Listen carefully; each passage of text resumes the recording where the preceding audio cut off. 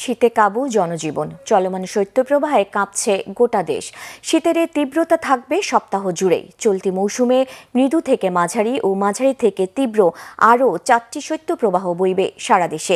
এদিকে শীতের চরম দুর্দশায় ছিন্নমূল ও শ্রমজীবী মানুষ, শ্বাসকষ্ট ও ঠান্ডাজনিত রোগী বেড়েছে হাসপাতালগুলোতে। শনিবার দেশের সর্বনিম্ন তাপমাত্রা 9 ডিগ্রি সেলসিয়াস রেকর্ড করা হয়েছে রাজশাহীতে। মোবাশ্বের আহমদের রিপোর্ট। টানা 10 দিন ধরেই শীতের দাপট ঢাকাসহ সারা দেশে। রাতে কোথাও কোথাও সন্ধ্যার পর নামছে কুয়াশা বৃষ্টি। এবারের শীতের এমন দাপটে জনজীবন নাস্তানাবুদ। পৌষের শেষ সময়ের এই শীত আরও বাড়তে পারে বলে জানিয়েছে আবহাওয়া অফিস। 2 থেকে 3টে মৃদু থেকে মাঝারি ধরনের শৈত্যপ্রবাহ এবং 1 থেকে 2টি তীব্র শৈত্যপ্রবাহ, মাঝারি থেকে তীব্র শৈত্যপ্রবাহ বয়ে যাওয়ার সম্ভাবনা রয়েছে। এবং যখনই শৈত্যপ্রবাহটা তীব্র আকার ধারণ করে সেক্ষেত্রে তাপমাত্রা 4 ডিগ্রি পর্যন্ত নেমে আসতে পারে। যখন আপনি সূর্যের আলো পাবেন না তখনই তো এই দীর্ঘমেয়াদী একটা কিন্তু শীতের তীব্রতাটা অনুভূত হবে। চলমান শৈত্যপ্রবাহে বেশি ভুগছে ছিন্নমূল ও খেটে খাওয়া মানুষ।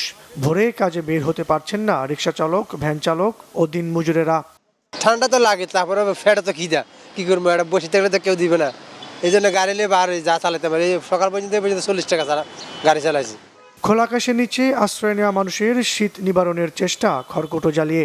বাবা ঠিক মতো কর্ম হয় না বাবা, শীতকাল ঠান্ডার কারণে বাবা তরকারি টোকাইতে পারি না।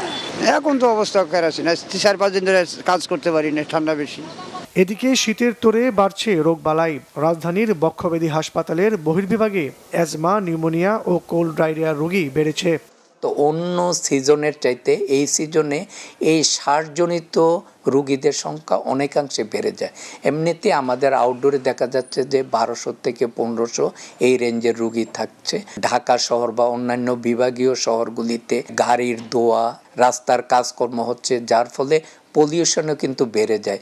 ঠান্ডাজনিত রোগ এড়াতে নিয়মিত মাস্ক পরার পাশাপাশি ধুলাবালি ও সকালের ঘন কুয়াশা এড়িয়ে চলার পরামর্শ চিকিৎসকদের।